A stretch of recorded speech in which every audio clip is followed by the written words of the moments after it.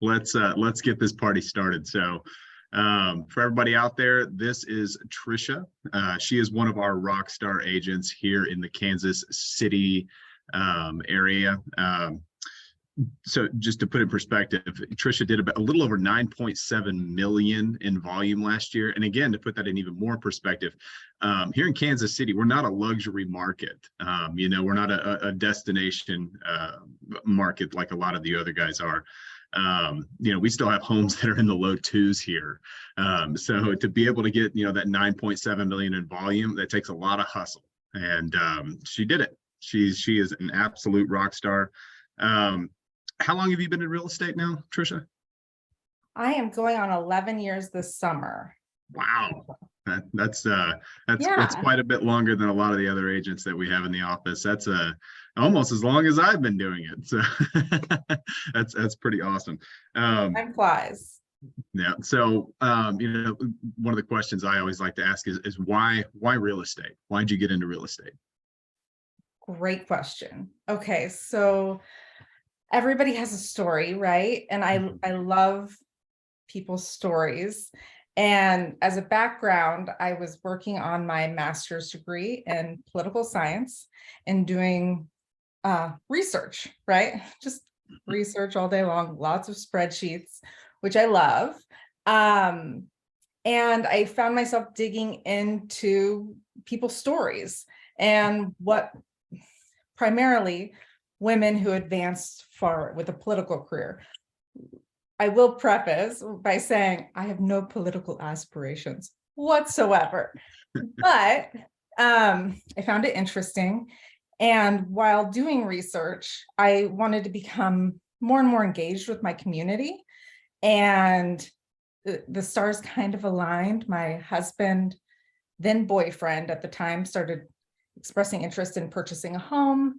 And I started doing research on all of the things that go into purchasing a home, right? Location and beyond, right?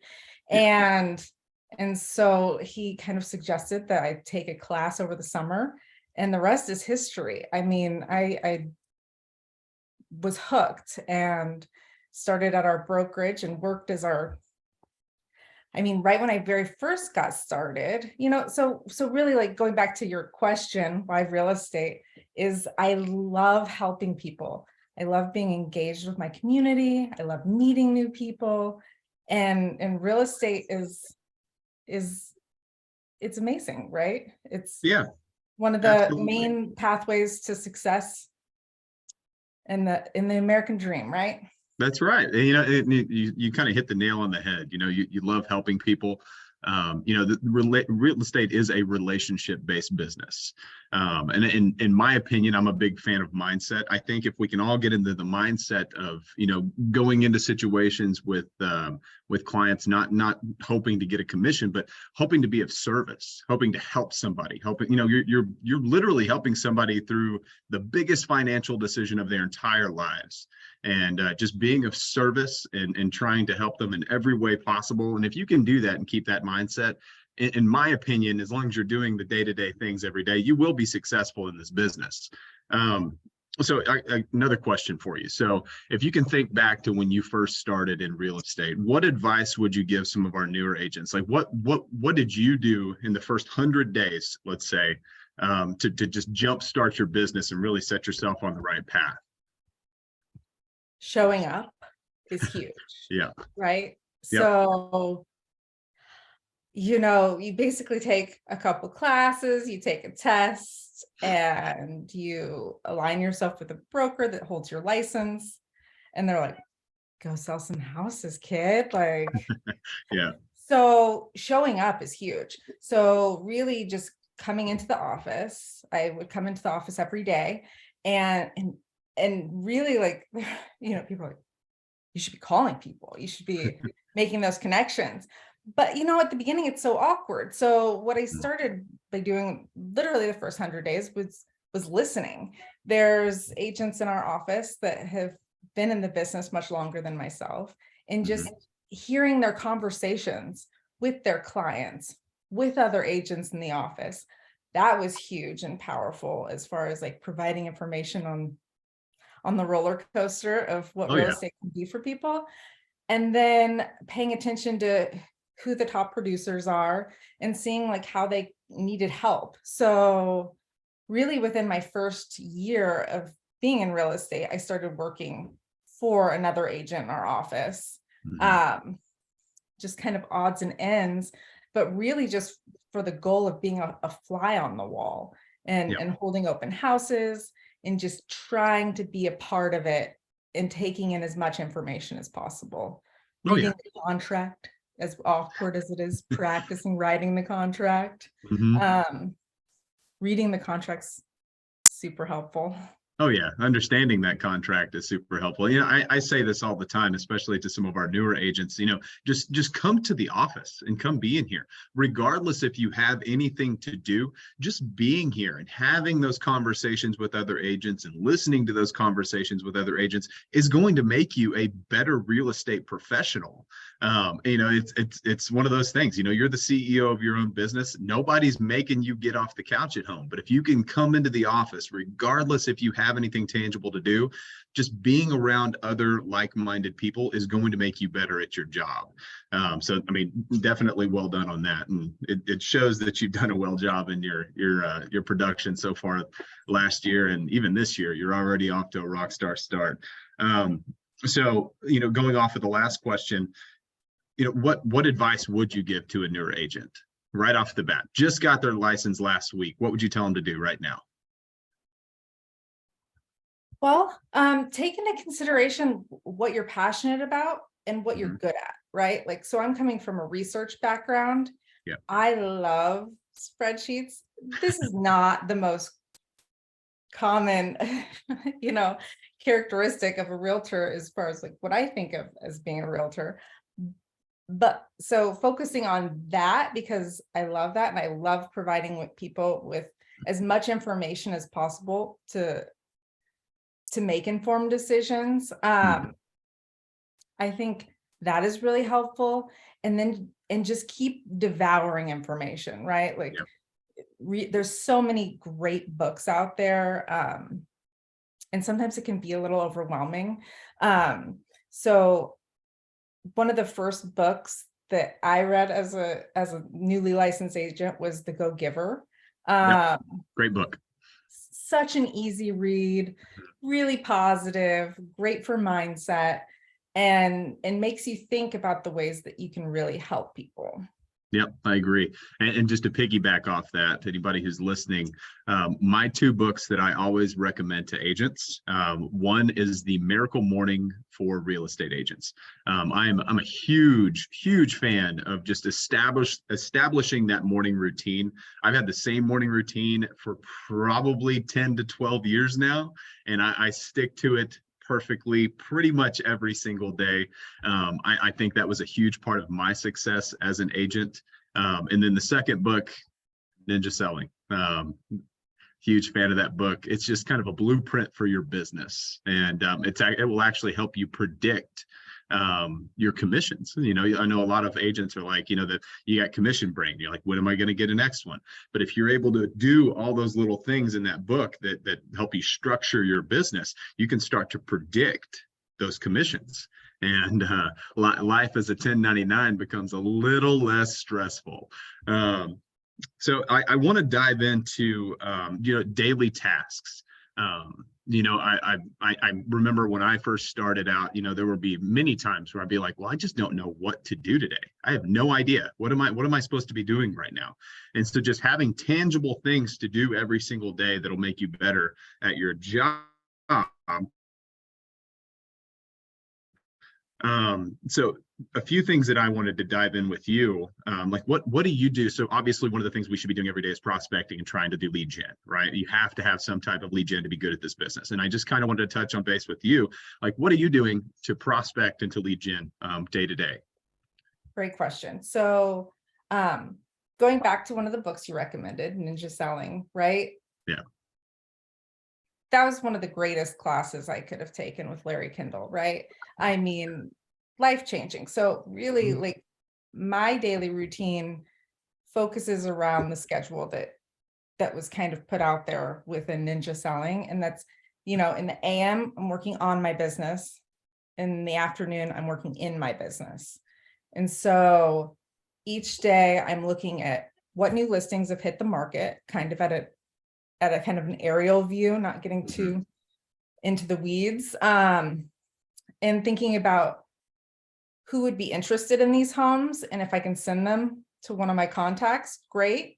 And then also looking online, seeing whose birthdays are that day, and home anniversaries, and really just who's on my mind, right? Like sometimes people just cross your mind in an instant. Well, take advantage of that moment and reach out to them. They're on your mind for a reason, and they might need you. Agreed. I think we kind of dove into that right there as you were talking, is working within your sphere, working within your SOI, your sphere of influence, and staying and again, going back to ninja selling, staying in flow with all of those people. And a part of that, and then you can do this in CBIQ, is putting in their birthday, their anniversaries, their home anniversaries, and all those things. And that again, that's just giving you reasons to reach out. None of us, especially when you first start in this business, reaching out to people randomly without a reason is just a daunting task. And I think that fear, I think that stops a lot of agents from actually just making those phone calls. And so if you can actually get all that information, again, their birthdays, anniversaries, things like that, their kids' birthdays, it gives you a reason to reach out to them and stay in flow with those people. Definitely. And like to add on to that, like also, for newer agents, it's harder, like with the schedule, right? So even defining like Mondays, I'm going to do like kind of a real estate review, checking what's sold over the weekend, and if those could go out to people. Tuesdays, I'm following up with all of my current clients, making sure we're all on the same page, reaching out to lenders. Wednesdays, and kind of defining your goal for each day of the week so that you can start with a consistent routine will help you when you actually do get busier. Oh yeah, and I'm also a big proponent of time blocking. Nice cat. That's Duke. Hello, Duke. Another thing I wanted to touch base on was farming. I'm a huge fan of hyper local farming. I had huge success with that in Austin whenever I was, doing full-time real estate. Essentially just dominating your neighborhood and establishing yourself as the real estate professional in that area. Everybody in there should know your name, and it's a lot easier because it's your neighborhood. If somebody has a question, or maybe you have a chance to do a listing presentation, it takes you 30 seconds to get to their house, right? And obviously you're going to know more about your own neighborhood than anywhere else. So do you do any type of farming? I've really just getting started into farming, to be honest with you. So not really. So sorry, Todd. It's okay. As long if you're throwing out 9 million in volume without farming, I don't think that Todd's going to be upset with you. But farming obviously can be another lead gen source for all of our agents. We have the support staff to be able to really do it efficiently. With Carrie on the wing on that, we can get you addresses, phone numbers, emails. They'll help you set up the marketing campaign. They'll help you craft the perfect message for that marketing campaign. If you're not doing it, you absolutely should. Obviously, budget conscious. Postcards, they take money. Maybe not the best thing for a brand new agent to do, but if you're a seasoned agent, it should most certainly be a part of your lead gen process. Definitely. And talking to your neighbors, right? Absolutely, keeping up with what's going on in your neighborhood and being willing to help them with resources is also really huge. Agreed. And one of the other things I wanted to touch base on was follow-up. I think follow-up is something that's missing from a lot of agents. I mean, if you just look, what is it? 13% of agents are going to be in the industry longer than like 3 years or something like that. That's an outrageous statistic. And I think a big part of that is the lack of follow-up. when we get some random lead that comes in, I mean, we may not know who they are or what, but you can't just call them once or twice and they didn't answer the phone. So now I'm going to call them maybe 6 months from now, maybe never. You know, you have to continue to follow up with people and you know, establish that contact and make sure that they know that you're there to help them. You're not trying to be a pest. You're trying to help them solve a problem. They inquired about real estate in some sort way or fashion, and you just want to know what you can do to help them with. And so kind of what do you do as far as following up with all of your clientele, prospects, you know, past sold, past buyers, all that? So home anniversaries are great. And setting them up on drips so that you can see if and when, like our monthly newsletters are so great because you can see which of your past clients are actually opening them. And if one opens it and checks it out that you don't typically see checking it out, maybe, right. Yeah. Good time to pick up the phone and check in with them. And then setting, like I set reminders everywhere. So I set reminders on my calendar and in my emails, just so that people aren't falling off. And that's tricky to do, you know, but like there's definitely different CRMs that will also help with following up with people, but making sure that you have them on a drip campaign and then some form of reminder for yourself to reach back out to that person. And then definitely following up when you think of them, because Absolutely. you might be driving, you know, across the city and you're like, oh, that lady, you know, we chatted, it's been a couple weeks or a month or so. I wonder how she's doing. Yep. And you know, Reach CBIQ out. makes it easy for us too. There's a button on CBIQ when you're in somebody's profile that literally says the word follow up. I'm pretty sure that's what it says. And you can schedule that. You know, I do that all the time. You know, if I have a great conversation with somebody, you know, I put them in CBIQ and then I put a follow up reminder to call them in maybe 2 weeks, 3 weeks, whatever it may be. I put some notes in there about what we talked about. If I haven't talked to this person in a long time, I'll stalk them on Facebook for 15 seconds. And then, you know, I can have that great conversation that's genuine, that I'm actually trying to get to know them better. You know, I stalked them on Facebook. So I'm like, oh yeah, I saw little Timmy won his T-ball game. That was great. You know, and then they think that I'm actually looking and being a part of their lives. And again, just being genuine with that approach, I think makes a big difference. And that kind of goes back to that same mindset of not trying to be salesy. We're not used car salesmen. Okay. We're there to give service. We're there to solve problems, and keeping that mindset versus the I'm being a pest versus I'm being a salesman, I think goes a long way in that follow up and just communication in general. So another question I wanted to ask you, and I don't think I actually previewed to this one, but what do you think gives you the edge over other agents in our market right now? Well, I would say I put my clients first, right? I work hard. I'm compassionate, or maybe even a little bit empathetic. I try to put myself and predict kind of what kind of experience their buying or selling process will look like, you know, whether they have children to manage or pets and, you know, all the different things that life throws at us. I try to think about those things in advance, and make a plan specific to them that will be the most helpful. So I'm very detail oriented and love, I provide all of my clients with very detailed, but also legible, like they can actually comprehend Sure. the data I'm providing them, so that they can make informed decisions. They're the driver. I'm there to control the process. They're there to make the decisions. I'd say that it's really just being thoughtful, providing thoughtful service and putting my clients above everybody else. Yeah, being mindful about who they are, the personality type that they have. You know, we have we have different personality types in clients. Some clients want every single detail. They want the numbers.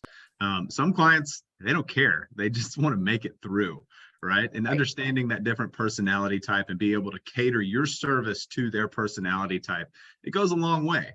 And when you're going into a listing presentation, you know, that first couple of minutes when you're first meeting those people, you should be able to kind of tell who they are and be able to cater that message to them to be able to win that listing. So yeah, I definitely agree with you there. So what advice would you give? So I think every agent that we have right now across the country, we're all dealing with the same thing, right? In my opinion, we're back to much more of a normal market. Obviously, the last 3 years, it's something, there's no way we could have sustained that. But we still have really low inventory. You know, I think a big part of that is that most people that are in their houses right now have an interest rate that's below 3%. And so why would you want to move unless you had to? But you know, everybody's dealing with the same things right now. Like what are you doing to really tackle the market that we have right now? Obviously, low inventory. It's a little bit tougher this year. The sales are out there. I mean, I'm seeing signs popping up in my neighborhood all the time. So I know people are moving, but again, it's just the inventory is a little bit lower. It's a little bit tougher. You know, what are you doing to snag listings right now? Oh, so tricky. Okay, so I think the heart of it comes down to figuring out what people's goals are, right? If they're happy in their home, in their particular location, if their family's growing and they're outgrowing their current house. I have several clients that's the case. And keeping up with them, right? Like Yeah. providing them with information as the market kind of changes, because we have no control over what the interest rates are or inventory.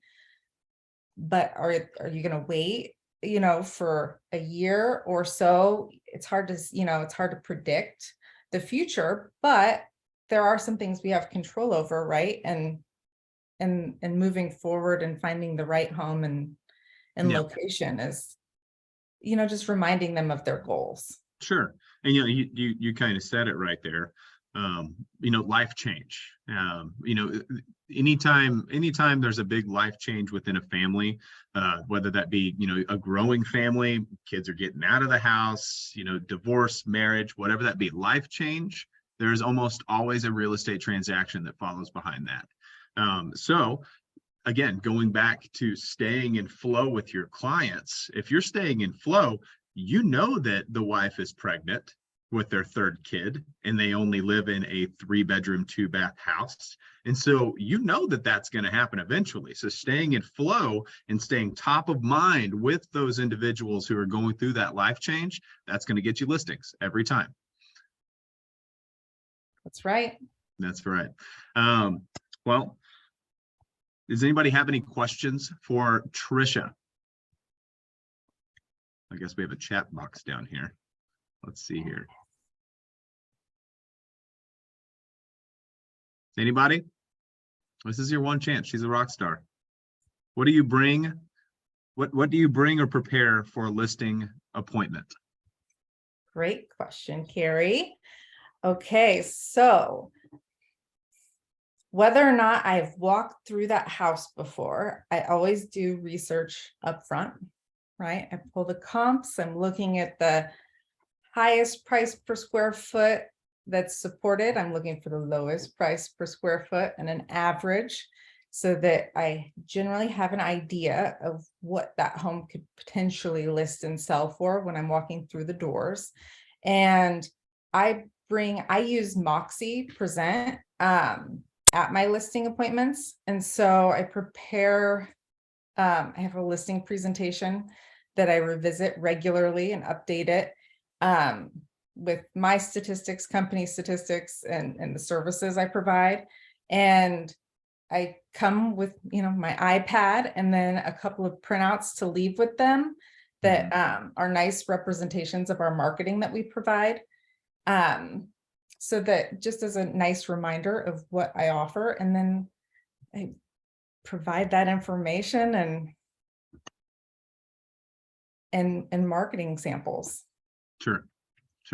I like that. We actually have specific listing presentations that we offer our agents here. Obviously, you're doing yours in Moxie Presents, which is, again, really, really nice. It comes out really professional and looks really good.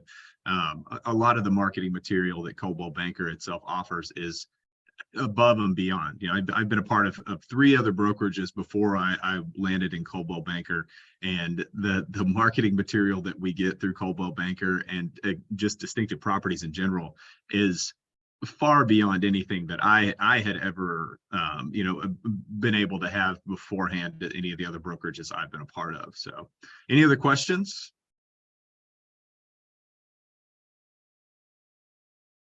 Come on, you only get to have this moment one time. Oh, well, fantastic. I think we made our time. You did good, Trisha. Thanks. This was fun. Yeah. Do you have any questions for me, Trisha? Let's turn it around. Ooh. Tricky. How are you enjoying Kansas City? It's frigid cold. I'm not liking that. You know, I'm a big runner, and I like to run in the mornings, and I don't like to run in 30 degrees, so it's awful. Other than that, though, it's great. It really is. But I am tired of this fake spring. Like, it was like 70 degrees, and now it's back to 30. Right. It's a brutal roller coaster here in Agreed. Kansas Agreed. City, that's for sure. I've been here most of my life, but I totally agree with you. I like some nice Teresa, 70s, 80s. That's perfect. Agreed. Teresa, you chose to live there. I have no sympathy for you. She said there was 8 inches of snow there. Anyway, guys, thank you all for coming to Focus Friday today. I hope you all learned something today. If you have any questions for Trisha or myself, please feel free to reach out. Okay. Y'all have a great afternoon and a wonderful weekend, and we'll talk to you soon. Adios.